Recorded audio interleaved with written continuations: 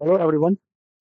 आज हम लोग पार्ट थर्ड देखेंगे क्वांटम मैकेनिक्स क्यू सीरीज का, और इसको कंटिन्यू करेंगे। दो पार्ट हो चुके थे। आज तीसरा पार्ट मैंने अपलोड किया हूँ। तो इसमें कुछ क्वेश्चंस को और देखेंगे जो आगे के ईयर्स में पूछे गए थे। तो लेते हैं पहला क्वेश्चन, जो ये है। At t is equal to 0, the wave function of an otherwise free particle confined between two infinite walls at x is equal to 0 and x is equal to L is this. ये wave function दिया हुआ है, और wave function ये दिया हुआ है और पूछ रहा है कि लेटर टाइम t पे वेव फंक्शन क्या होगा। मीन्स दिस क्वेश्चन में जब भी ऐसा लेटर टाइम पे पूछे, मतलब इस पे टाइम एवोल्यूशन लगाना है मुझे। अप्लाई करने का तरीका क्या होगा? पहले मैंने वेव फंक्शन लिखा, उसके बाद मैंने ये देखा कि ये जो है इसमें n की वैल्यू 1 है। मीन्स ये कि ये eigen value 1 with eigen state 1, eigen value 3 with eigen state 3, है ना। ऐसे हम लोग इसको लिख सकते हैं। अब हम जब आइगन स्टेट जब हम लगाते हैं, तो ये फॉर्मूला होता है टाइम एवोल्यूशन जब हम लोग लगाते हैं, e to the power minus I E n t by h कर। तो दोनों स्टेट में ये मैंने लगा दिया, एक 1 के लिए था, एक 3 के लिए था। अब अब हम ये जो पावर में जो वैल्यू है, उस पावर में जो चीजों है, उसको हम लोग सॉल्व करेंगे। जैसे कि माइनस आई E one T means E one में जो ई वन मतलब एन इज इक्वल टू 1 लेके हम उसको ग्राउंड स्टेट आएगा, जो N square pi square H square 2ml square होता है, वो लिखेंगे। प्लस जो यहाँ पे टाइम इसमें पूछ रहा है, टाइम से इनटू हुआ है and divide by 1 by H cut. इसको सॉल्व करने के बाद ये आया exponent minus I pi by 8। उसी तरह टेट 3 को सॉल्व किया गया, मतलब दिस पार्ट को सॉल्व किया गया। इसको सॉल्व करने के बाद exponent minus I 9 pi by 8 आया। अब ये टाइम एवोल्यूशन लग गया। अब हम इस वेव फंक्शन, अब t इज इक्वल टू 0 ना होके t is equal to this time पे ये वेव फंक्शन निकला है। लेकिन जब मैं ऑप्शन में देख रहा हूँ तो ऐसा कुछ भी है नहीं इसमें। यहाँ पे एक कॉमन लिया गया है I pi by 6, I pi by 6, I pi by 8 जो भी है। तो लिखने के बाद हम लोग इसको ब्रेक करेंगे, जैसे 9 पाई बाई 8 इसको ब्रेक करके इस फॉर्म में लिख सकते हैं। इसको इसको आपको सोचना पड़ेगा कि कैसे मैं लिखूं, और ये लिखने के बाद जो ये e to the power minus I pi है, इसका वैल्यू -1 होगा। अब ये -1 आ गया, तो -1 आ गया और यहाँ माइनस है तो प्लस, एंड हम e to the power minus I pi by 8 को कॉमन ले सकते हैं, और ये पूरा वेव फंक्शन मेरा तैयार हो गया, जो कि ऑप्शन सी में है, वो मैच कर रहे हैं। आप लोग देख सकते हैं। तो ऐसे इसको सॉल्व करेंगे। ये टाइम एवोल्यूशन का था, ये जून 2018 में पूछा गया था। अब नेक्स्ट सवाल लेते हैं। नेक्स्ट सवाल ये है, ये बहुत ही इजी क्वेश्चन था 2018 का। इसमें पूछा है कि एक थ्री डायमेंशनल पोटेंशियल है, mass m is confined in three-dimensional box by the potential this, and the number of eigenstate of Hamiltonian with energy this is, मतलब नंबर ऑफ आइगन स्टेट पूछा है। हम जानते हैं कि 3D में एनर्जी ये होता है ना, इसमें कोई संदेह नहीं है, होना यही होता है। इसके बाद एनर्जी की वैल्यू दी हुई है 9 पाई square H cut square 2 ma square. इसको मैं यहाँ पे लगा कैंसिल किया, ये फॉर्म बन के आया। अब देखिए, अब एन की वैल्यू चूज करना है। एन की वैल्यू चूज करने के लिए देखिए, यहाँ पे 1 1 1 लाया तो 3 आया, मीन्स ये ग्राउंड स्टेट पे है, इससे कम तो होगा नहीं। अब मैं एक को 2 रखूंगा तो 6 आया, मीन्स ये फर्स्ट एक्साइटेड स्टेट है। एंड ये तीसरा तीसरा 1 2 2 9 आया, जो हमको चाहिए था। ये सेकेंड एक्साइटेड स्टेट है, ये गलती हो गई थी, ये सेकेंड एक्साइटेड स्टेट है। तो सेकेंड एक्साइटेड स्टेट है, तो इसका कॉम्बिनेशन क्या क्या हो सकता है? 1 2 2 2 1 2 2 2 1, मतलब कि इस 9 एनर्जी को हम लोग 3 कॉम्बिनेशन में लिख सकते हैं।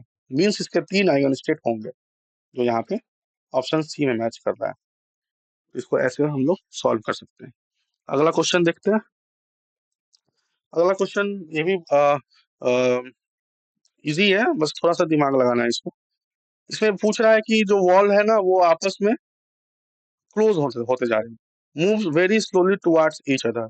The rate of change of time independent energy dE2 by dt of the first excited state is, है ना। तो इसको कैसे सॉल्व करेंगे? इसको सॉल्व करने का तरीका है, एनर्जी हमें पता है क्या है। फर्स्ट एक्साइटेड स्टेट पूछ रहा है ना, मींस कि जब DE2 हम लोग लिखेंगे, ये मेरा फर्स्ट एक्साइटेड स्टेट ही होगा, क्योंकि n इक्वल टू 1 पे तो ग्राउंड स्टेट होगा। तो फर्स्ट एक्साइटेड स्टेट ये निकल के आया। अब ये निकलने के बाद हम इस पे ये अप्लाई करेंगे। ये अप्लाई करने का तरीका जो है DE2/dt, ये चेन रूल हम लोग लगा सकते हैं। चेन रूल लगाने के लिए हम लोग DE2/dl इंटू dl/dt लगाएंगे, ठीक है। अब DE2 में जो L से है उसको हम लोग डिफरेंशिएट करेंगे विद रिस्पेक्ट टू L, तो ये निकल के आया। हमने क्या किया है कि 4π² h² 2m जो एक कांस्टेंट टर्म है, इसको बाहर ले लिया है। बाहर लेने के बाद ये क्या आया, -2a L⁻³ ये डिफरेंशिएट करके आ गया और ये टर्म लिख दिया हमने। अब ये देखिए E2 का जो एनर्जी है वो उसको हम लोग इस टर्म में लिखते हैं, तो E2 4π² h² 2m L² है। मींस इसको हम लोग इस फॉर्म में लिख सकते हैं, क्योंकि हम लोगों ने a को, इस चीज को एक कांस्टेंट माना है, a माना है, तो ये हो गया। अब DE2/dt को थोड़ा सिंप्लीफाई कीजिए और इस फॉर्म में ये आ जाएगा। तो ये इसका ऑप्शन सी है। तो ये 2019 का क्वेश्चन था, ये भी इजी क्वेश्चन था, इसमें कुछ करना नहीं था। ये क्वेश्चन देखते हैं, ये भी इंपॉर्टेंट क्वेश्चन है और बहुत ही बेसिक्स है अगर आप लोग ध्यान दे तो। A quantum particle of mass m in one dimension confined to a rigid box as shown in figure is in ground state। ठीक है, ग्राउंड स्टेट में दिया हुआ है। An infinitesimally thin wall is very slowly raised to infinity at the center of the box in such a way that the system remains in the ground state at all times. Assuming that no energy is lost in raising the wall, the work done of the system then when the wall is fully raised। कहने का मतलब ये कि ये पहले था, initial system ये था, फाइनल ये सिस्टम ये बन गया। इनिशियल सिस्टम में कुछ नहीं था, फाइनल सिस्टम में एक वॉल को हम लोग लगाए हैं तो धीरे धीरे बढ़ रहा है, ठीक है। चलो सॉल्व करते हैं। केस वन सॉल्व इजी करेंगे, इजी है मतलब केस वन में कुछ करना है नहीं।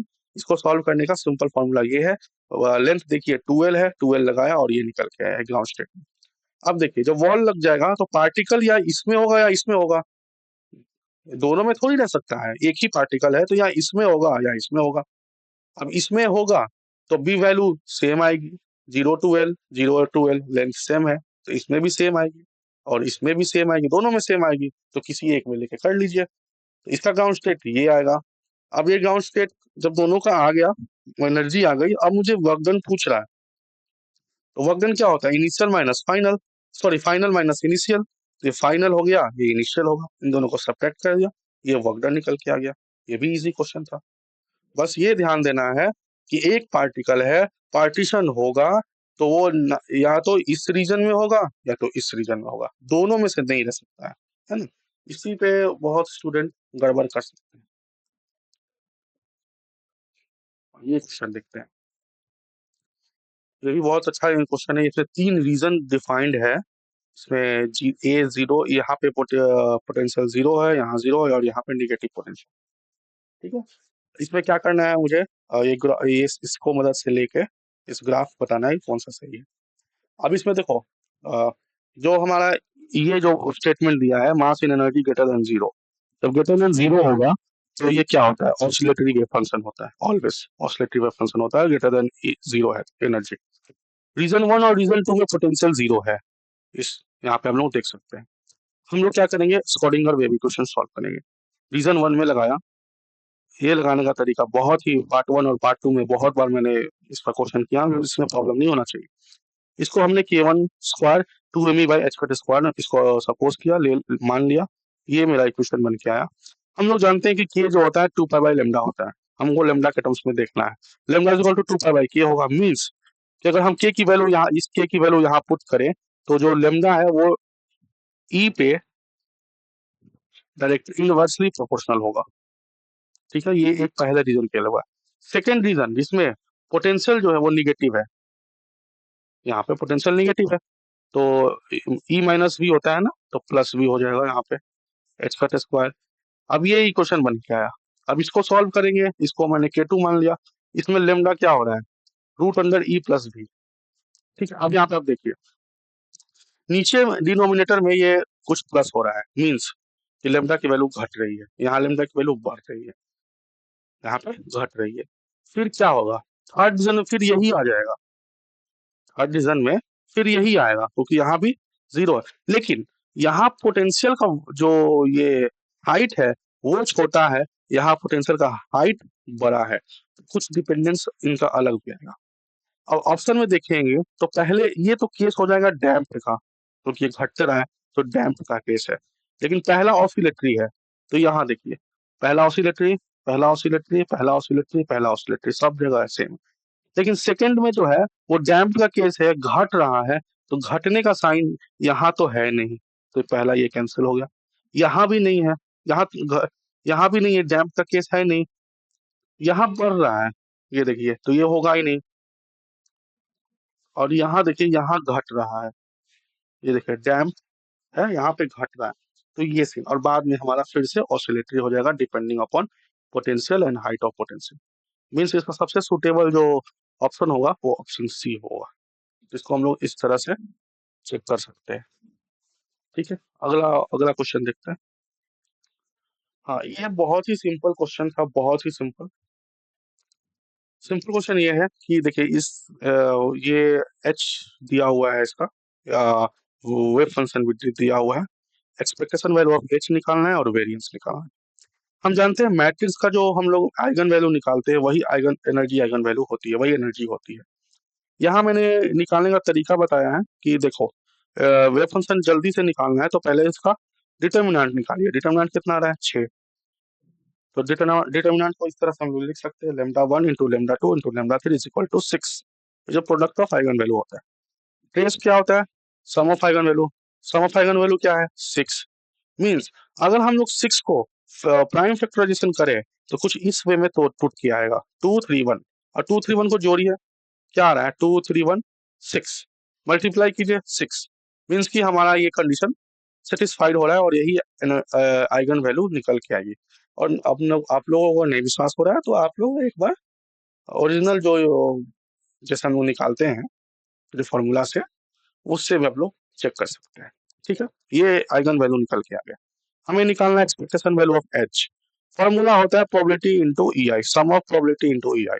Probability EI, probability EI, probability E1 E2 3 जो भी था वो हमने लगाया, 6/3 2 आया।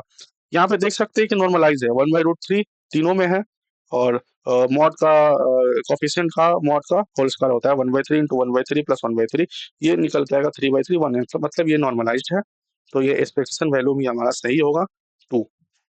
एच स्क्वायर निकालना है क्योंकि वेरिएंस के लिए हमें ये चाहिए। एच स्क्वायर निकालने के लिए प्रोबेबिलिटी इंटू ई आई का स्क्वायर लगाएंगे, 14/3 आएगा। अब इन दोनों को इन दोनों को सब्ट्रैक्ट कर दीजिए, ये वेरिएंस निकल के आ गया, मतलब 2 और 2/3, ऑप्शन सी मैच कर रहा है। ठीक है, ये भी बहुत इजी क्वेश्चन था, इसमें ज्यादा कुछ था नहीं, बस ये पता होना चाहिए कि मैट्रिक्स साइन जो आइगन वैल्यू होता है वही एनर्जी होता है। ये क्वेश्चन था, आगे बढ़ते हैं। हाँ, ये क्वेश्चन ये बहुत बार ये कॉन्सेप्ट रिपीट हो रहा है, पार्ट 1 में भी बताया, पार्ट 2 में बताया, और पार्ट 3 में देखिए इसमें एक इंटरवल दिया है -L to L, पूछ रहा है कि वेव फंक्शन ये है, इस एनर्जी पे प्रोबेबिलिटी क्या होगी, the probability that the particle will be found to have the energy this. हम यहाँ पे देखते हैं कि प्रोबेबिलिटी निकालने के लिए दोनों वेव फंक्शन का इनर प्रोडक्ट लेना पड़ता है ना। अब हम लोग क्या करेंगे, एनर्जी इसका ये दिया हुआ है, जो हमारा ओरिजिनल एनर्जी होता है जो इस विड्थ में है वो ये है n² π² h² 8 ml²। इन दोनों को कंपेयर कीजिए, n की वैल्यू आ जाएगी, n की वैल्यू 2 आई। ठीक है, अब ये सिमेट्रिक बॉक्स है, जब सिमेट्रिक वेल होता है ना तो इसमें दो तरह के वेव फंक्शन होते हैं, आपको पता ही होगा, एक इवन वेव फंक्शन, एक odd wave function. Even wave function कब होता है, n इज इक्वल टू 1 पे, मतलब ऑड वैल्यूज पे इवन वेव फंक्शन होता है, और इवन वैल्यूज पे ऑड वेव फंक्शन होता है। यहाँ पे n इक्वल टू 2 है, मींस ऑड वेव फंक्शन ये आएगा। इनर प्रोडक्ट को ब्रेक करने के लिए हम लोग इंटीग्रेशन रूल से यूज करते हैं, probability -L to L even function into odd function, इन दोनों का मल्टीप्लाई कीजिएगा, ऑड फंक्शन निकल के आएगा। और इसको आप लोग एक जो मैं फॉर्मूला है कि odd wave function symmetric limit 0 होती है, तो सॉल्व करने की जरूरत ही नहीं है। हाँ, लेकिन अगर n इक्वल टू 1 आता लेट सपोज, तो वो क्या हो जाता, इवन फंक्शन, और इवन फंक्शन और इवन फंक्शन दोनों इवन फंक्शन हो जाते हैं, तो हम यहाँ पे पूरा सॉल्व करते हैं, लेकिन यहाँ पे सॉल्व करने की जरूरत नहीं है। Odd wave function odd function, symmetric limit, zero, means probability यहाँ पे जीरो आएगी। ऑप्शन ये मैच करता है। तो कुछ इस क्वेश्चन को कुछ इस तरह से सॉल्व कर सकते हैं। और ये देखिए, ये जो वेव फंक्शन दिया हुआ है ना, ये पहले से इवन इवन वेव फंक्शन है, जो ये वाला है, ये इवन वेव फंक्शन है, एक्स स्क्वायर का टर्म है, इवन वेव फंक्शन है। ठीक है, आगे बढ़ते हैं। ये क्वेश्चन 2020 का है, इसको भी देखते हैं। चलो देखिए, यहाँ पे तीन थे, लेकिन मैं यहाँ पे बता देता हूँ, क्योंकि मैं इसको एक बार और एक्सप्लेन कर चुका हूँ। तो ये देखिए, ये था, इसमें कुछ था नहीं, ये लगा हुआ नहीं था, तो थोड़े एक मिनट डायग्राम। हाँ, ये देखिए, ये तीन, सॉरी, ये तीन वेल था, इन्फिनाइट इन्फिनाइट। तो एक बात याद रखिएगा, इन्फिनाइट पोटेंशियल वेल में एनर्जी सबसे ज्यादा होती है। तो यहाँ पे जो ये वेवलेंथ आएगा, ये यहीं तक आएगा, जिसकी वेव, अब देखिए, एनर्जी जो होता है वो लैम्डा स्क्वायर के इनवर्सली प्रोपोर्शनल होता है, मतलब कि ये घटेगा तो एनर्जी बढ़ेगी। अब यहाँ पे देख लीजिए किसमें लैम्डा घट रही है, वेवलेंथ। अब वेवलेंथ इसका क्या है, हाफ है। ये ऐसे भी जा सकता है ना, लेकिन यहाँ पे ये नहीं है, तो ये आया इसका। और दूसरा जो है, एक में इन्फिनाइट है, एक में फाइनाइट पोटेंशियल है। यहाँ पे देखिए इन्फिनाइट है दूसरे केस में, और यहाँ पे फाइनाइट है। ठीक है, तो एनर्जी यहाँ से निकलेगी और यहाँ भी जा सकती है।